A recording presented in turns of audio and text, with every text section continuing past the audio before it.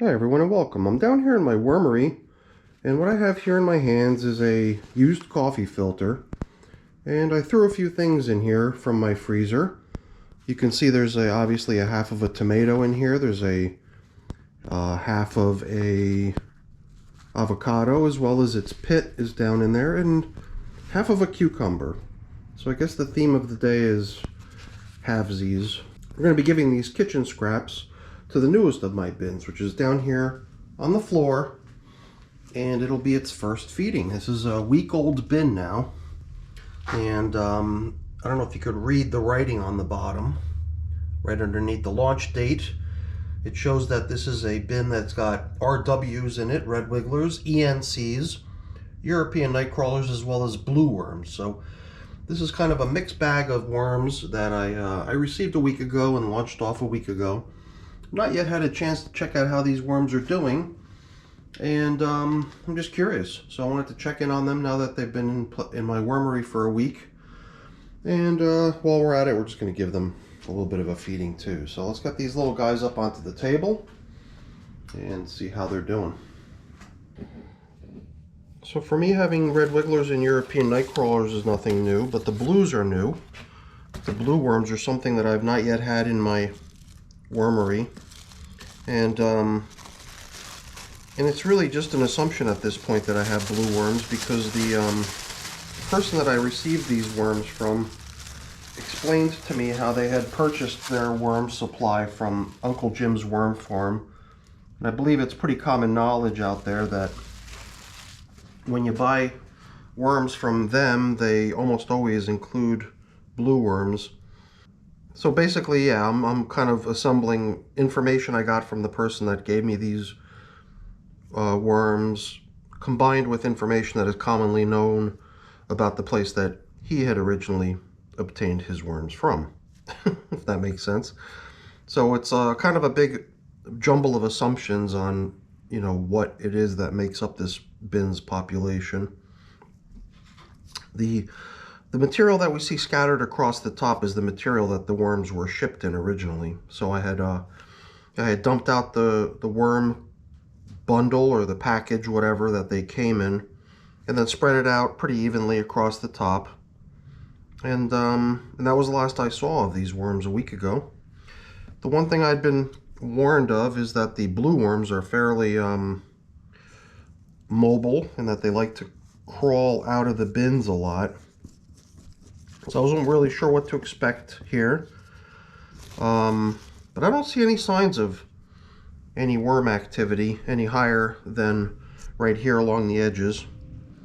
Some people will say that the worms want to exit the bin. You know, since I don't cover my bins, I mean, the covers that you saw were located right on top of the material. So that means that the sides of my bins are always nice and dry, and dry for worms typically means no go. So I'm pretty sure that I'm not going to have a problem with worms trying to escape out of this bin. Since I'm new to the blue worms too, I think the other difference that I should expect to see is that the blue worms were explained to me as being really feisty, fast movers. So if there's certain worms that we encounter along the way that are really zippy, then I would have to guess that those are the blues. I don't expect this to be a very lengthy check-in. I just wanted to throw a little bit of food in here to get them off to a good start, and I figured after a week's time it would make good sense to check in on how the population in this bin is doing, make sure everything's in good shape. So far everything I've seen is pretty normal. After a week's time, we're still going to see a lot of the cardboard materials, cardboard and leaves with which I built the bin originally. People often talk about how these, how the blue worms, I'm almost considering this to be a blue worm container at this point, even though it's supposed to have European night crawlers and red wigglers combined with them. But supposedly the blue worms also kind of like to jumble together into a single spot, which is something I don't think we're going to expect to see today, because there is no one particular spot where I fed this bin when I built it. You know, I built the bin with food scraps scattered all over the place, so there should be pretty much an even distribution of worms if you're expecting to find them where the food was last positioned. But that's going to change now because they're going to be getting their first feeding here today, so that the next time we come back in here to see how they're coming along, we should probably expect to see a little bit of a worm party going on. So not that this bin really needs extra bedding right now, because it's certainly got plenty of it. I've got this piece of paper here. Why don't we create the little feeding platform out of it? This way, when we come back in to check on how things are progressing in this bin, we'll maybe see a little bit of a worm party going on down here where the newly added food was positioned. Since I've got a good supply of grit nowadays, I just ended up processing a whole bunch of eggshell, grinding it all up into a very fine consistency. Besides this, I've got another container full. I think we're in pretty good shape when it comes to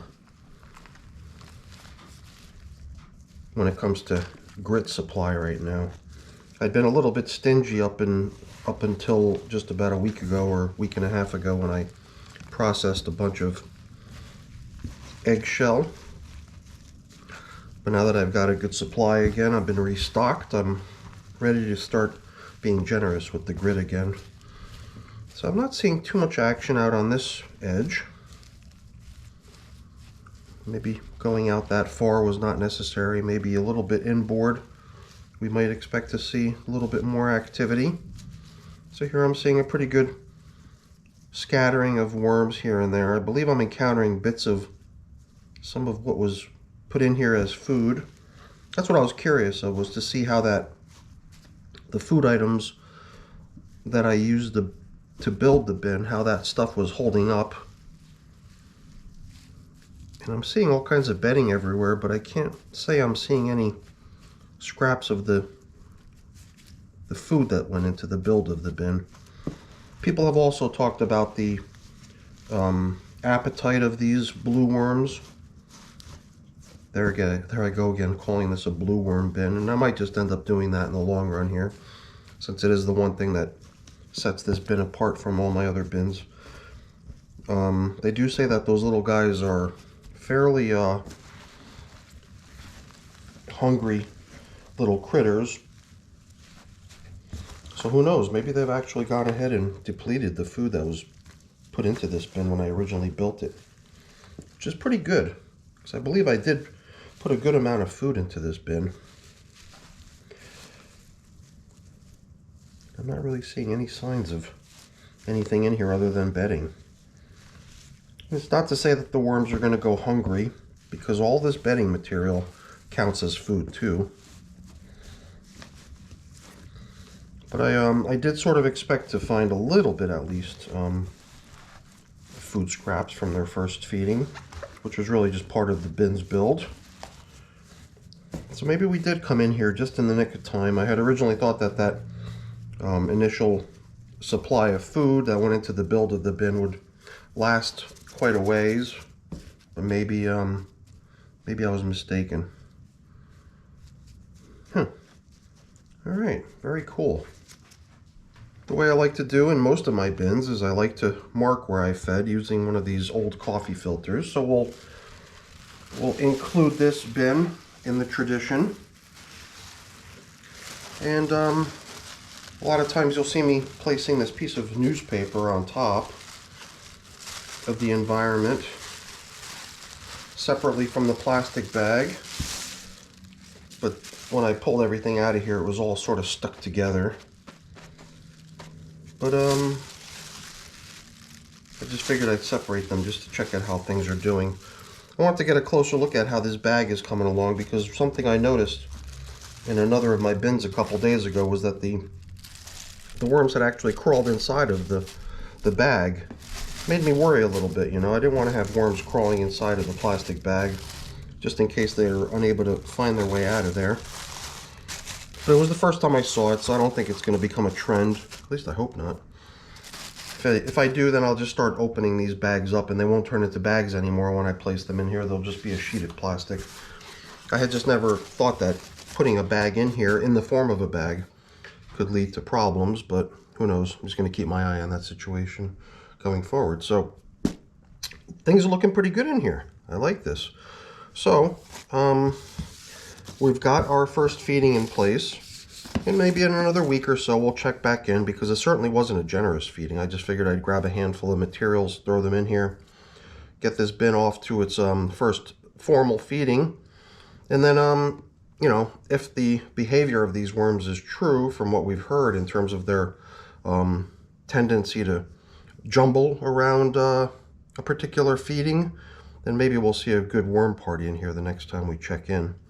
So, even though I didn't use my right hand for dealing with the worms, my hand is a little bit dirty. I was doing a little bit of auto maintenance, so I'm going to be heading back outside there to continue with that now. I just figured I'd take a little break from all that fun and come down here to feed the worms really quick. So let me get things put away here. But before I do, let me just really quickly say thank you. Thank you so much for sticking around and keeping me company. I hope you enjoyed the video. If you did, as always, please remember to give me a thumbs up. That's always really appreciated. And if you haven't done so already, also consider subscribing to the channel too. That's really appreciated as well. All right, everyone. Have a great day. Thanks for watching. Bye-bye.